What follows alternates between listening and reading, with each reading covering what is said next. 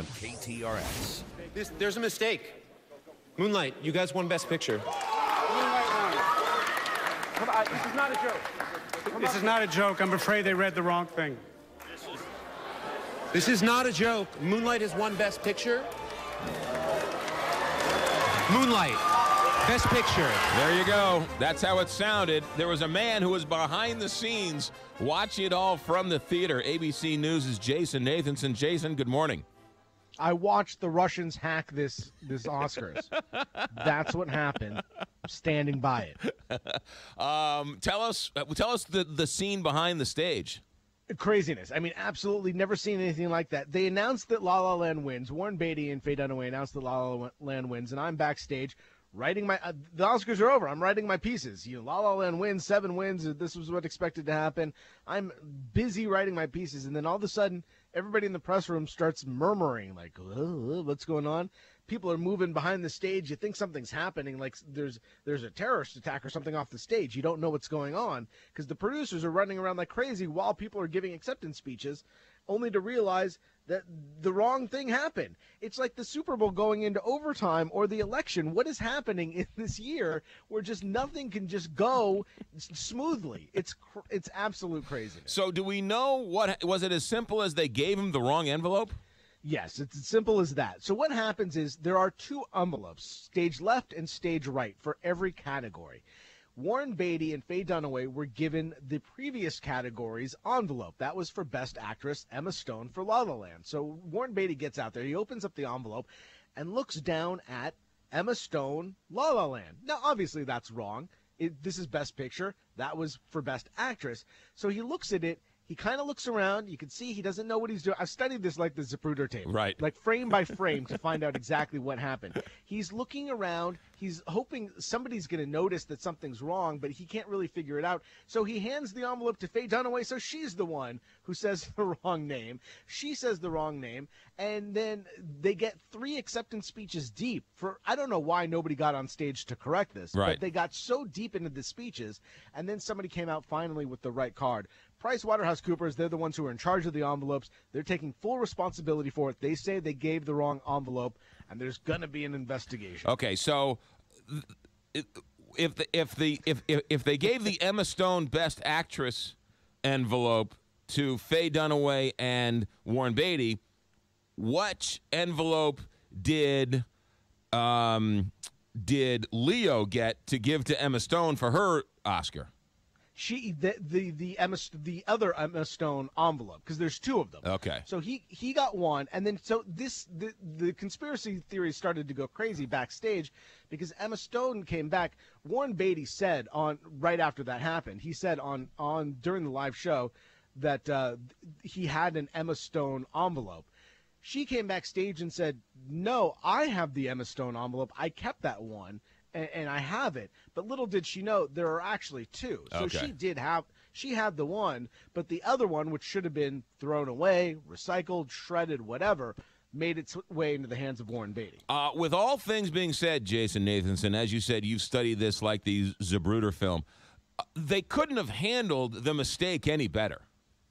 No, the only way they could have handled it better, like I said, was stopping before La La Land got so deep into their acceptance speeches and correcting it. But once that happened, and you got to give a lot of credit to Jacob Horowitz. He's the producer for La La Land who stopped everything and corrected it and told Moonlight that they won and made them get up on stage and said, no, this is not a joke. Because we all thought it was a bit at that point. Right. We thought, Jimmy Kimmel had been hosting the Oscars. We thought it was a Jimmy Kimmel, Matt Damon thing going on. We weren't sure what to expect. But Jordan Horowitz had when they came backstage, Barry Jenkins, who's the producer, writer, director for Moonlight, had said that they have been through this experience, this whole award season together.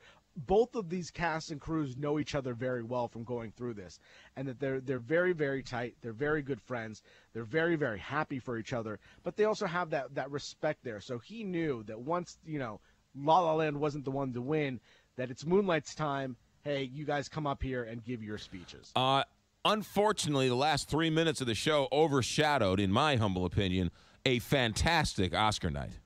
Yeah, I mean, it was pretty good. As far as the awards go, it went pretty predictably up until then. Jimmy Kimmel was a good host. I think he's going to be back. The ABC has the Oscars for another 10 years. So I wouldn't be surprised if he's back next year, even though he said at the end he'll never be back, and he blamed himself. He said, I know I was going to screw it up. It wasn't his fault, but he is good in those moments. He threw in a Steve Harvey joke immediately. Yes. So he's really good, and I think they'll have him back. I like the bit where he brought in tourists from off the street. Yes. And they didn't know they were coming into the Oscars. That was pretty funny. So he did some good stuff. And the speeches overall didn't get that political, except for Best Foreign Language Film, and there are a couple other mentions, but it wasn't overwhelmingly, Hollywood being Hollywood. So, it was a good show. It was long. It was over 3.5 hours. I don't know why they don't start it earlier. I mean, why? It was 12:30 on the East Coast when this happens. Why not have the final in prime time? Just start it earlier. That makes no sense to me. It doesn't make any sense. I mean, I guess if you start it much earlier, you're getting into kind of really early out here. But I don't know why they start at 5:30 here. At least start at 5, right. 8 o'clock, right, your time, so that way they could get done a little bit earlier. Yeah, I thought Viola Davis gave the speech of a generation. That was tremendous. Yeah, she was really good. Although going back and listening to that over again, she talked about how actors are the only ones who do stuff who embody other people's lives or live other people's lives or something like that, or save other people's lives. I was thinking, well, there's other professions, doctors and things like that.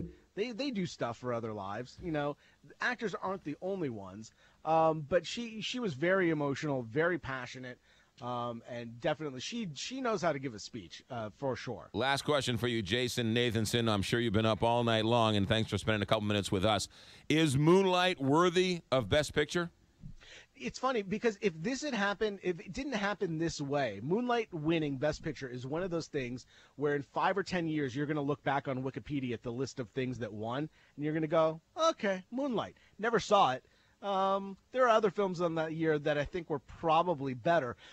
Moonlight is a very important film for a lot of people in the way that it deals with sexuality and homosexuality in the black community, and it's groundbreaking in that respect.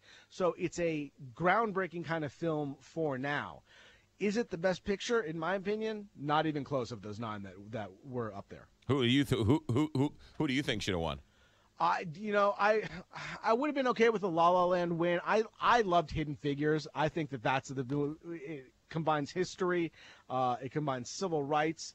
It's a fantastically made, accessible Hollywood movie that's made a lot of money at the box office. I think Hidden Figures should have taken it from my sense. I thought the best line of the night was when Jimmy Kimmel said, "Black people saved NASA and white people saved jazz." He's good, and that's why he's going to be back. Jason Nathanson, thanks for getting up early on a very busy morning. Sure thing. You got it. 7:45, Big 550.